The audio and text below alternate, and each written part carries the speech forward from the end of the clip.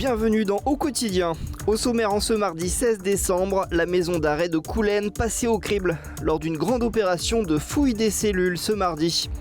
Stéphane Le Foll annonce sa candidature pour briguer un nouveau mandat à la mairie du Mans. Et puis en Sarthe, certains continuent d'utiliser le morse. Rencontre avec le club des radios amateurs.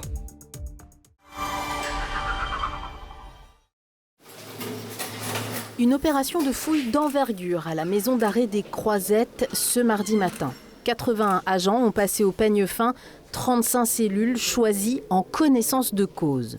On a fait le choix de tous les détenus qui étaient suivis de type DPS. Les DPS, c'est des détenus particulièrement surveillés, les islamistes, et aussi tous les détenus liés à la criminalité organisée.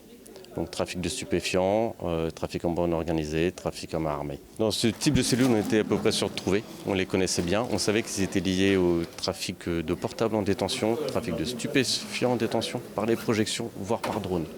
Des drones qui livrent littéralement les détenus passant commande à des contacts extérieurs. L'administration pénitentiaire s'adapte à ces nouvelles méthodes. Solutions de contournement, ce sont les moyens sécuritaires, et notamment le brouilleur anti-drone, qui doit permettre de limiter l'arrivée des drones sur la structure. Et puis, bien évidemment, au-delà de la technologie, c'est aussi tout le sens de l'observation, tout le sens de l'écoute des personnels pénitentiaires. 23 portables et 318 grammes de stupéfiants seront saisis aujourd'hui. Les agents ne s'étonnent pas de trouver 4 téléphones dans une cellule occupée par 3 personnes, mais aussi Une télécommande pour leur permettre d'avoir les chaînes supplémentaires, Netflix, Amazon Prime. C'est des objets interdits. Une fois les premières prises confisquées, les fouilles continuent plus d'1 heure dans chaque cellule.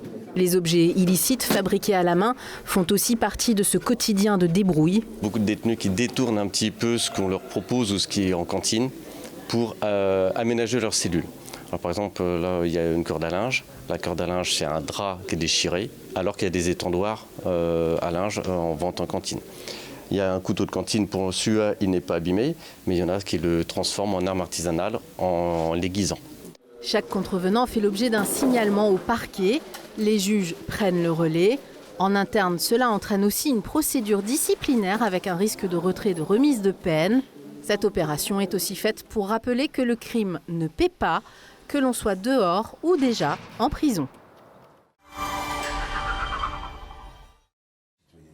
C'était un secret de Polichinelle. Stéphane Le Foll est candidat à sa réélection.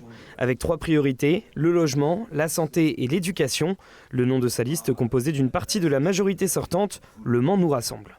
On a une ville à qui on doit donner de l'ambition, à qui on doit permettre de s'adapter et dont on doit être fier. L'ancien ministre a aussi eu un mot pour toutes les 6 autres listes, taclant notamment le RN. 2 candidats en tête de liste qui ne sont pas ni habitants au Mans, ni vraiment du Mans. C'est quand même bizarre. La liste d'Union des droites portée par Olivier Sassot, soutenue notamment par Horizon, le parti de la présidente de région Christelle Morancet. Baisse des subventions, sécurité, puis alors j'ai vu aussi quand même le parc du Quai Molny qui doit devenir un vrai parc. Comme j'y cours tous les matins pratiquement, je confirme que c'est un parc. LFI dont il ne partage pas les idées, et surtout un mot pour l'autre liste de gauche avec les Verts, le CES et les communistes. Je dis que c'est la liste de la désunion, puisque leur motivation, c'était pas d'accord avec le maire sortant. Après, la politique et ce qu'on veut faire en termes de projet, ça vient après. Conscient de sa personnalité forte, jugée autoritaire, Stéphane Le Foll s'en est défendu. Quand j'ai quelque chose à dire, je le dis. Je pense que c'est ce que les Français et les Manceaux et les Manceaux aiment aussi.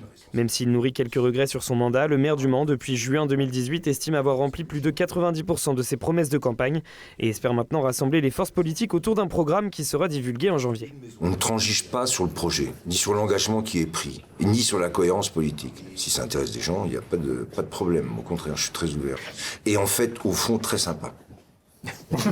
Réponse dans les urnes les 15 et 22 mars prochains.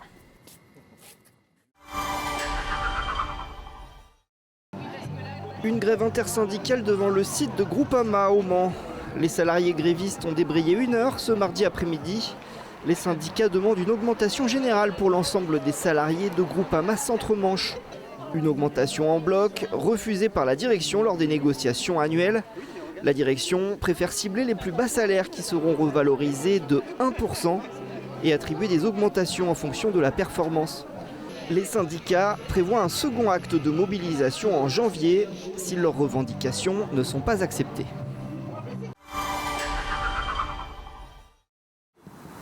Sur cette antenne, les lumières clignotent selon un code bien précis. Le message est simple, mais pour le comprendre, il faut savoir décoder le code Morse. Ce message Morse, c'est Joyeuse fête de FC Skyfi. FC Skyfi, c'est l'indicatif radio de notre radio club. Derrière cette idée, une réalité plus discrète. Ici au Mans, certains continuent d'utiliser le Morse. Le Morse, par rapport à la parole, a l'avantage de pouvoir être décodé beaucoup plus loin, quoi. Reconnaître les sons et utiliser le code Morse, un aboutissement pour ces passionnés de techniques de transmission, qu'on appelle des radioamateurs. Donc tous les pays utilisent le même langage Morse. Donc du coup, c'est plus facile de communiquer. Et on n'est pas obligé d'apprendre une langue étrangère. Et le Morse permet aussi de capter des signaux venus de très loin, même à 36 000 km au-dessus de nos têtes. C'est l'identification du satellite ELSAT 2. En quelques secondes, le président du club crée un contact en Morse, totalement indépendant des systèmes de communication modernes. Donc là, on faisait une transmission en Morse avec une station qui est située en Hongrie. Il m'a répondu et donc on a échangé des choses élémentaires, à savoir tout d'abord le report de signal, savoir comment est-ce qu'il m'entendait et moi comment je l'entendais. On a passé les prénoms, on a passé les villes respectives, l'endroit où on se situe. À l'heure des messages instantanés et des réseaux sociaux, certains choisissent donc de communiquer autrement, juste avec des points et des traits.